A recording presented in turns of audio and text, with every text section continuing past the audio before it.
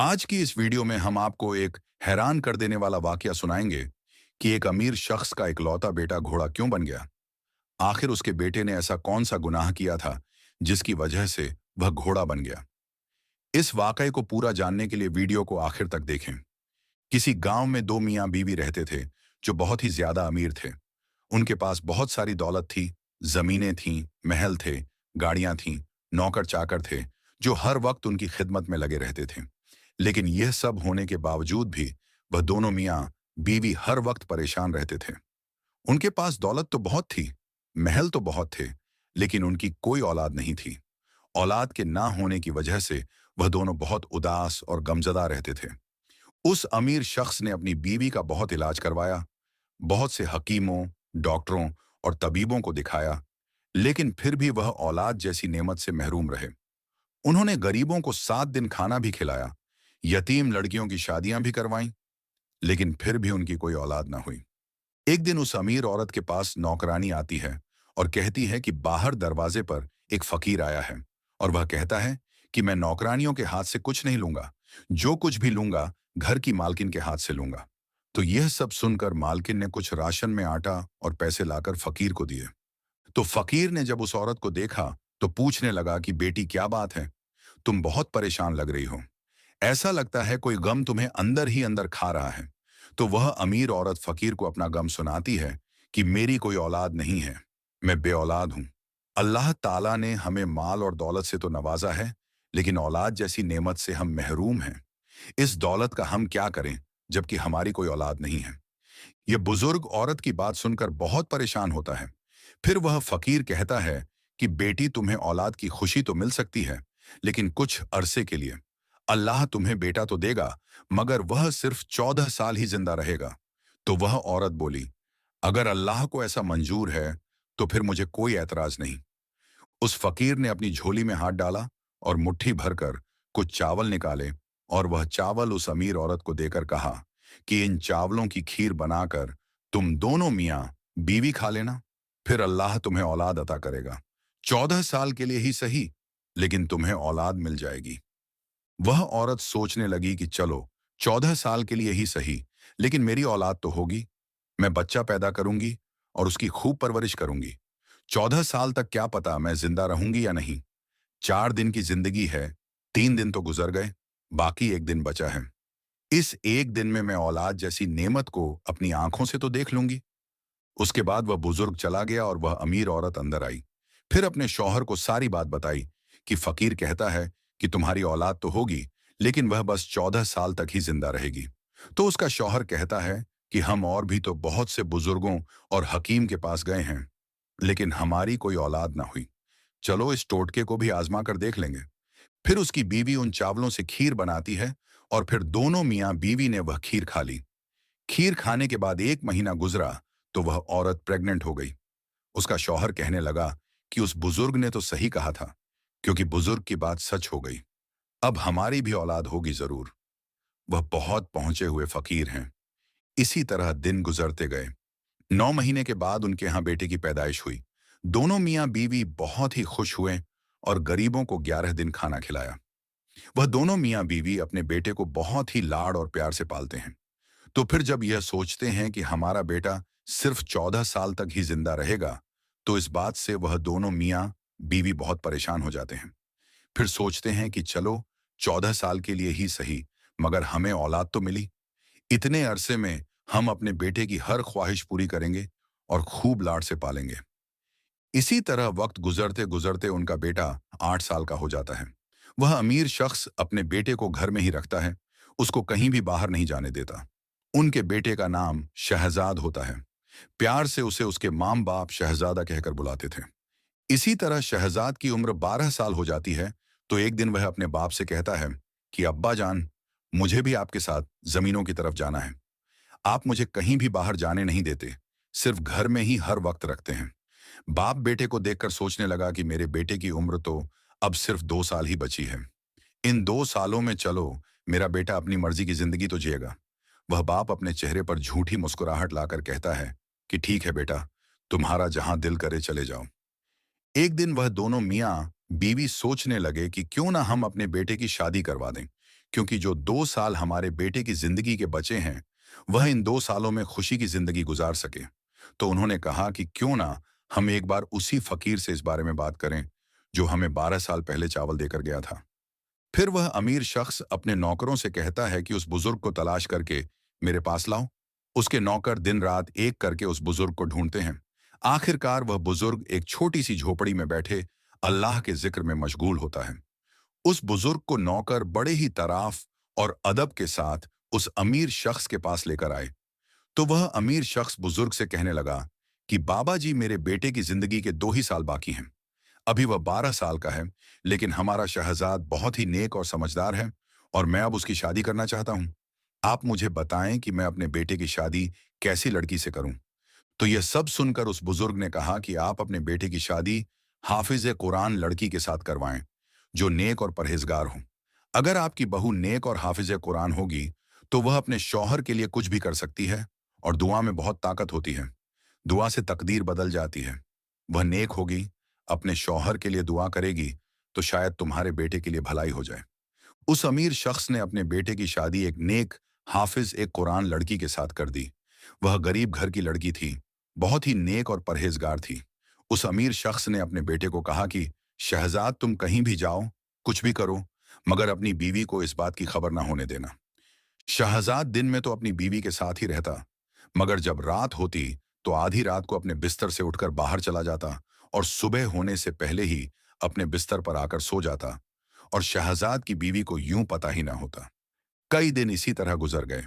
अब शहजाद की उम्र 14 साल हो गई थी और उसके पास कुछ ही दिन बचे थे। एक दिन रात को शहजाद की बीवी की अचानक ही आंख खुल जाती है, तो उसने देखा कि बिस्तर खाली है और उसका शौहर कमरे में नहीं है। वो उठती है और शहजाद को पूरे घर में तलाश करती है, लेकिन शहजाद घर में मौजूद नहीं होता और वह आकर सो जाती है और किसी से कुछ नहीं कहती। जब वह सुबह नमाज के लिए उठती है, तो देखती है कि शहजाद अपने बिस्तर पर सोया हुआ है। वह अपने शौहर से कुछ नहीं पूछती कि तुम रात को कहाँ गए थे। फिर दूसरी रात भी वह ऐसा ही करता है। वह न जाने रात को कहाँ चला जाता था। अब इसकी बीवी अपने शौहर की इन हरकतों से बहुत परेशान हो जाती है कि मेरा शौहर पता नहीं रात को किससे मिलने जाता है और कहाँ जाता है। लेकिन वह फिर भी अपने शौहर से कुछ नहीं पूछती कि इसको डर होता है कि कहीं मेरा शौहर मुझसे नाराज ना हो जाए। यूं ही दिन गुजरते रहे। एक दिन उनके घर एक फूल बेचने वाली बूढ़ी औरत आई। वह पहले भी कई मर्तबा उस घर में फूल देने आया करती थी। शहजाद की बीवी बड़ी ही खुशी के साथ बूढ़ी अम्मा से फूल खरीदती है। जब शहजाद की बीवी अम्मा से फूल खरीदने आती है, तो बूढ़ी अम्मा कहती हैं कि बेटी, तुम क्यों उदास हो? कौन सा गम तुम्हें अंदर ही अंदर खाए जा रहा है? शहजाद की बीवी कहने लगी, अम्मा क्या बताऊं, मेरा शौहर रात को न जाने कहाँ चला जाता है और सुबह होते ही वह अपने बिस्तर पर आकर सो जाता है। वह रात को मुझे छोड़कर किससे मिलता है, कहाँ जाता है, इस बात का मुझे कोई इल्म नहीं। इस परेशानी के आलम में मैं हर वक्त गुमसुम रहती हूँ। तो वह बूढ़ी अम्मा कहने लगी, आज रात तुम सोना नहीं, जागती रहना और देखना तुम्हारा शौहर कहाँ जाता है। तो लड़की कहने लगी, अम्मा, अगर मुझे नींद आ गई तो फिर क्या होगा? अम्मा कहने लगी, तुम ऐसा करो कि अपने हाथ पर जख्म लगा दो और उस जख्म पर नमक छिड़का दो, फिर तुम्हें नींद नहीं आएगी। फिर जब रात होती है तो शहजाद की बीवी कुछ ऐसा ही करती है। अपनी उंगली पर छोटा सा जख्म बनाकर उस पर नमक लगा देती है और रात भर जागती रही।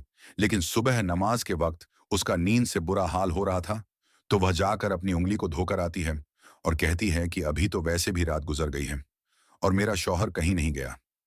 ऐसा करती हूँ, अब थोड़ी देर के लिए सो जाती हूँ। वो फज्र की नमाज पढ़कर सो जाती है और फिर जब उसकी आंख खुलती है, तो उस वक्त दिन के 10 बज रहे होते हैं और वह देखती है कि शहजाद उठ गया होता है और बाहर अपनी माँ के साथ बैठा रहता है। यह रात तो इसी तरह गुजर गई। शहजाद की बीवी को पता ही न चला कि आखिर उसका शौहर कहाँ जाता है। शाम को वह बूढ़ी अम्मा फिर उनके घर फूल लेकर आती है और शहजाद की बीवी से पूछती है कि कुछ पता चला कि तुम्हारा शौहर कहाँ जाता है। तो वह कहने लगी, नहीं अम्मा, रात को मैं पता ना लगा सकी कि वह कहाँ जाता है और फिर मैं फजर की नमाज के बाद सो गई थी। फिर उसके बाद मुझे कुछ नहीं पता कि वह गया है या नहीं। तो बूढ़ी अम्मा कहने लगी कि बेटी, आज फिर तुम इस जख्म को थोड़ा ज्यादा कर दो और फिर जख्म पर नमक डाल लेना, फिर तुम्हें नींद नहीं आएगी। फिर जब तुम्हारा शौहर रात को बाहर जाने लगे, तो उसके सामने खड़ी होकर पूछना कि तुम कहाँ जा रहे हो। तो लड़की ने बिल्कुल ऐसा ही किया। रात को जख्म गहरा होने की वजह से उसे नींद नहीं आ रही थी। जब आधी रात को उसका शौहर आराम से बिस्तर से उठकर जाने लगा, तो वह एकदम पलंग से नीचे उतरी और शौहर का रास्ता रोककर कहने लगी, तुम इतनी रात को कहाँ जा रहे हो और किससे मिलने जा रहे हो? तुम मुझे धोखा दे रहे हो? तुम हर रात किसी लड़की से मिलने जाते हो क्या? तो शहजाद ने अपनी बीवी को बहुत समझाने की कोशिश की कि मैं तुम्हें नहीं बता सकता। अगर बता दिया तो तुम मुझे छोड़कर चली जाओगी। लेकिन बीवी कहती है कि नहीं, हर हाल में मुझे सच जानना है, चाहे कुछ भी हो जाए। तो आखिरकार शहजाद अपनी बीवी की जिद के आगे झुक जाता है। उस वक्त शहजाद की उम्र 14 साल पूरे होने के करीब ही थी। शहजाद कुछ कच्चे चावल लाया और अपनी बीवी से कहने लगा कि अपनी दोनों मुट्ठियां इन चावलों से भर लो। फिर उसने ऐसा ही किया। शहजाद ने कहा, पहले तुम दाएं हाथ वाले चावल मेरे ऊपर फेंकना, मैं जो भी हूं तुम्हें नजर आ जाऊंगा। उसके बाद तुम बाएं हाथ वाले चावल मेरे ऊपर डाल देना। लेकिन एक बात याद रखना, अगर बाएं हाथ वाले चावल तुमने ऊपर नहीं फेंके तो तुम मुझे हमेशा के लिए खो दोगी। लड़की अब एकदम से दाएं हाथ वाले चावल अपने शौहर के ऊपर फेंक देती है, तो वह एक सफेद घोड़ा बन जाता है जिसके लंबे लंबे बाल होते हैं। लड़की यह देखकर घबरा जाती है और जो उसके शौहर ने कहा था कि बाएं हाथ वाले चावल फिर मेरे ऊपर डाल देना, वो उन चावलों को फेंकना भूल जाती है और वह घोड़ा वहां से चला जाता है। वह घोड़ा जब घर से बाहर चला जाता है तो उसके बाद वह वापस लौट कर नहीं आता। वह लड़की बहुत ज्यादा परेशान हो जाती है और कहती है कि यह सब मेरी वजह से हुआ है, क्योंकि मैंने बाएं हाथ वाले चावल उस पर नहीं डाले और वह चला गया। लड़की जाकर अपने सास ससुर को यह बात बताती है, तो वह अपने बेटे के गम में बिस्तर से लग जाते हैं। ऐसे ही 2 महीने गुजर जाते हैं और ऐसे ही वक्त गुजरते गुजरते 6 महीने गुजर जाते हैं। उन लोगों ने शहजाद को बहुत ढूंढा, मगर शहजाद का कुछ पता न चला। एक दिन शहजाद की बीवी अपने सास ससुर से कहने लगी कि आप दोनों मुझे इजाजत दें कि मैं अपने शौहर को ढूंढकर वापस लाना चाहती हूँ। वह दोनों मियाँ बीवी और क्या चाहते थे, ये बात सुनकर वह बहुत खुश हो गए। वो दोनों काफी सारे नौकर चाकर अपनी बहू के साथ भेज देते हैं। अब वह लड़की अपना हुलिया बदलकर हिजाब करके अपने नौकरों के साथ वहां से निकल जाती है। वह लड़की अपने इलाके से थोड़ा दूर जाकर, जहां लोगों का आना जाना बहुत ज्यादा हो, वहां पर अपना ठिकाना बना लेती है और एक लंगर खाना खोल लेती है, जहां पर वह लोगों को मुफ्त में खाना खिला सके। वह लड़की आने जाने वाले लोगों से कहती है कि आप लोगों को मुफ्त में खाना खिलाया जाएगा, मगर मेरी एक शर्त है कि आप लोग मुझे एक नई या अजीब बात बताओगे। उसके बाद लोग हर रोज खाना खाने आते और कोई नई या अजीब बात सुनाकर चले जाते। लेकिन उस लड़की को अपने मतलब की बात सुनने को अभी तक नहीं मिली थी। इसी तरह वक्त गुजर रहा था। उसी शहर में एक बूढ़ी अम्मा रहती थी। उस बूढ़ी का कोई नहीं था। वह कभी सब्जियां और फूल वगैरह बेचकर अपना गुजारा करती थी। एक मर्तबा वह बूढ़ी औरत फूल तोड़ने के लिए जाती है और फूल तोड़ते तोड़ते उसे शाम हो जाती है और अंधेरा हो जाता है। उस बूढ़ी अम्मा को कुछ नजर नहीं आता। अंधेरे में थोड़ा आगे जाती है तो उसे एक गाय नजर आती है जिसके गले में एक घंटी बंधी होती है। वह बूढ़ी औरत सोचती है कि मैं इस गाय के पीछे पीछे चलती हूँ तो गांव तक पहुंच जाऊंगी।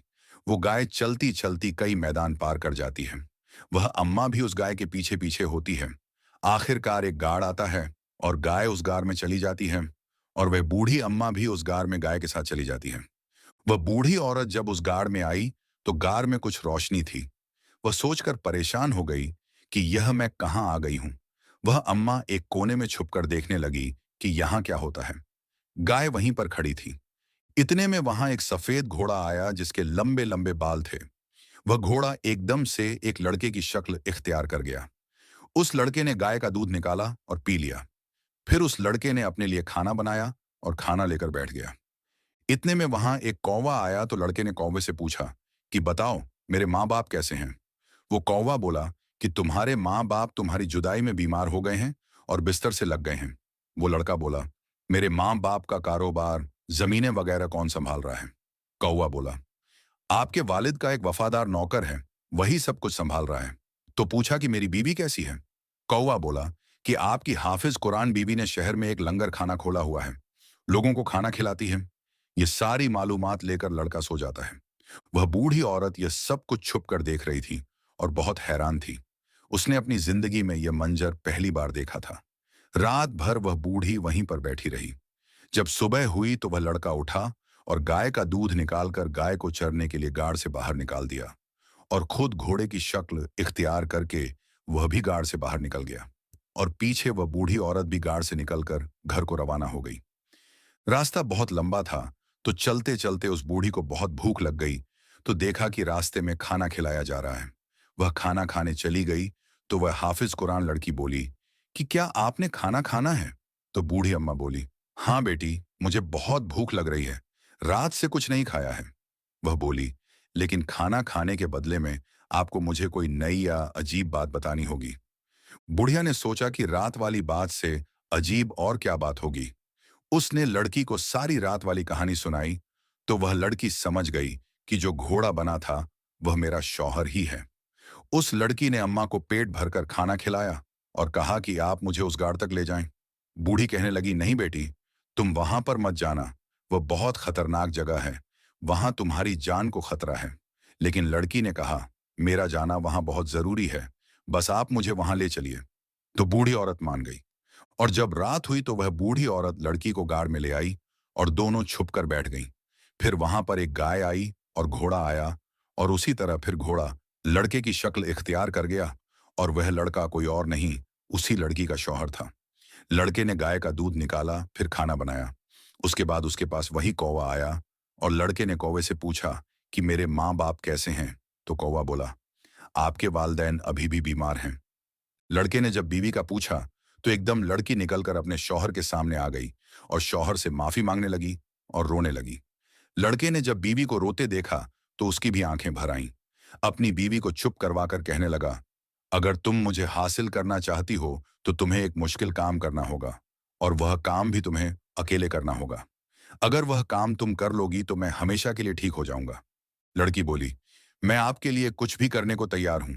लड़का बोला कि इस गाड़ से जब तुम बाहर निकलो तो दाएं तरफ चली जाना।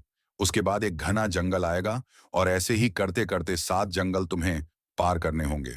7वें जंगल में एक पुरानी झोपड़ी तुम्हें नजर आएगी। उस झोपड़ी में एक बुजुर्ग रहते हैं। उस बुजुर्ग के पास एक काले रंग का घोड़ा है और तुम्हें उस घोड़े के बाल उतार कर लाने हैं और यह सब तुम्हें जौहर की नमाज से पहले करना होगा। रात इसी तरह गुजर जाती है। जब सुबह होती है तो लड़की बूढ़ी औरत से कहती है कि अब आप अपने घर चली जाएं और आगे का सफर मुझे अकेली ही करना है। लड़की अपने सफर के लिए रवाना हो जाती है। वह जब पहले जंगल में पहुंचती है तो वहां पर बहुत ज्यादा खतरनाक जानवर होते हैं, लेकिन वह आयतें पढ़ती जाती हैं और आगे बढ़ती जाती हैं। इस तरह दूसरा जंगल आ जाता है। वहां पर भी दरिंदे और जानवर होते हैं, मगर वह हाफिज कुरान लड़की नेक होती है, इसलिए वह वहां से भी आगे बढ़ जाती है। इस तरह वह 7वें जंगल में पहुंच जाती है। वहां एक पुरानी झोंपड़ी होती है। उस झोंपड़ी के बाहर एक काले रंग का घोड़ा भी होता है। वह उस झोंपड़ी के अंदर जाती है तो वहां पर एक बुजुर्ग इबादत में मशगूल होते हैं। बुजुर्ग ने लड़की को देखकर बोला कि बेटी, तुम कहां से आई हो? बहुत परेशान लग रही हो। लड़की ने सारा वाकया उस अल्लाह वाले को बताया। बुजुर्ग यह सब सुनकर थोड़ी देर सोचकर कहने लगे कि बेटी, तुम्हारे शौहर के ऊपर किसी ने शैतानी अमल किया है। उसने तुम्हारे शौहर के बाल और जंगली घोड़े के बाल मिलाकर तुम्हारे शौहर के ऊपर काला जादू किया है और जिसने जादू किया था वह तो अब इस दुनिया से चला गया। तो वह बोली, अब मुझे क्या करना है? बुजुर्ग बोला, जो बाहर काले रंग का घोड़ा बंधा हुआ है उसके बाल उतार कर लाओ, मैं उनके ऊपर कुछ पढ़ दूंगा और वह बाल तुम अपने शौहर के ऊपर लगा देना जब वह घोड़ा बना हुआ होगा। लड़की ने ऐसा ही किया। काले घोड़े से बाल उतारे और अल्लाह वाले को ला कर दिए। उस अल्लाह वाले ने उन बालों के ऊपर कुछ पढ़ दिया और वह लड़की बालों को ले लेकर गाड़ में आ गई। यहां पर उसका शौहर घोड़ा बने हुआ था। लड़की ने वह काले घोड़े के बाल उस सफेद घोड़े के ऊपर लगा दिए तो एकदम वह घोड़ा उसका शौहर बन गया। अब वह हमेशा के लिए इंसान बन गया था। शहजादे ने जब देखा कि उसकी बीवी के पैरों से जंगल में कांटे लगने की वजह से खून निकल रहा था तो वह कहने लगा कि तुम्हारे जैसी नेक औरत किस्मत वालों को मिलती है। उसके बाद वो दोनों घर आए। घर आए तो देखा कि उसके माँ बाप बीमार पड़े थे और बहुत कमजोर हो चुके थे। उन्होंने जब अपने बेटे को देखा तो वह बहुत ज्यादा खुश हुए और आहिस्ता आहिस्ता फिर उसके माँ बाप ठीक होने लगे। फिर वह चारों खुशी खुशी रहने लगे। इससे हमें यह सबक हासिल होता है कि अगर बीवी नेक हो, इबादत गुजार हो, तो फिर उसका शौहर चाहे जैसा भी हो, शराबी हो, बदकार हो, गुनहगार हो, लेकिन नेक बीवी उसे सुधार सकती है, क्योंकि दुआओं में बहुत ताकत होती है। अगर यह वीडियो अच्छी लगी हो तो हमारे चैनल को सब्सक्राइब करें, वीडियो को लाइक और शेयर जरूर करें।